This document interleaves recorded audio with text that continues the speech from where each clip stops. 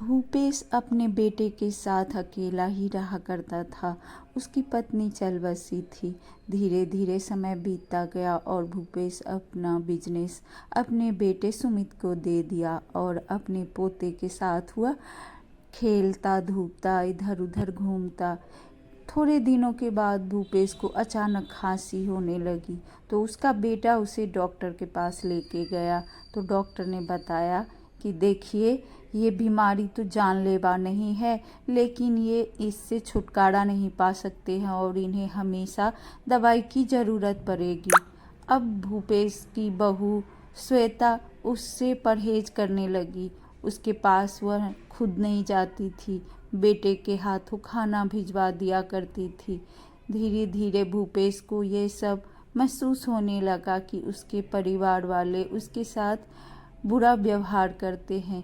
इससे वह बहुत दुखी रहने लगा और परेशान भी रहने लगा। एक दिन भूपेश की बहू श्वेता अपने पति सुमित से कह रही थी, देखो सुमित, अपने पिताजी को किसी वृद्धाश्रम में दे के आओ। मैं अपने घर में कोई बीमारी नहीं चाहती हूँ। कल को मेरे बेटे को कोई बीमारी लग गया तो मैं ये रिस्क नहीं लेना चाहती हूँ और तुम्हें ये सुनना ही होगा। सुमित ने कहा, शायद तुम ठीक कह रही हो, मुझे पिताजी से बात करनी चाहिए।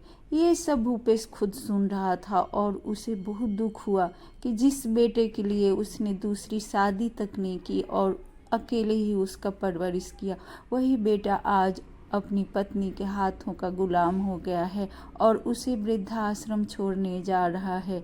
इतने में सुमित उसके पास आया और कहने लगा, पिताजी, आपको मुझे कुछ कहना था। तभी पिता ने कहा, सुनो सुमित, मैं तुमसे कुछ कहना चाहता हूँ। ठीक है पिताजी, आप कहिए, आप क्या कहना चाहते हैं। भूपेश ने कहा, बेटा, मैं सोच रहा हूँ कि बुढ़ापा आ गया है और मैं अब अपने हम उम्र के साथ ही अपना जीवन बिताऊं। तुम लोगों को क्यों परेशान करूं। यह सोचकर सुमित खुश हो गया और अपने पिता से कहने लगा, नहीं नहीं पिताजी, आप ऐसा मत कीजिए, आप क्यों हमें छोड़कर जाएंगे। नहीं बेटा, मुझे लग रहा है कि अब हमें वृद्धाश्रम में ही रहना चाहिए। यह सुनकर सुमित तो एकदम खुश हो गया और वह कहने लगा, ठीक है पिताजी, जैसी आपकी मर्जी। तभी उसके पिता ने कहा, हाँ कहो, तुम क्या कहना चाह रहे थे। तभी सुमित ने कहा, नहीं नहीं पिताजी, ऐसे ही मेरा मन ऐसे ही यही पूछने को था कि आप ठीक हैं कि नहीं।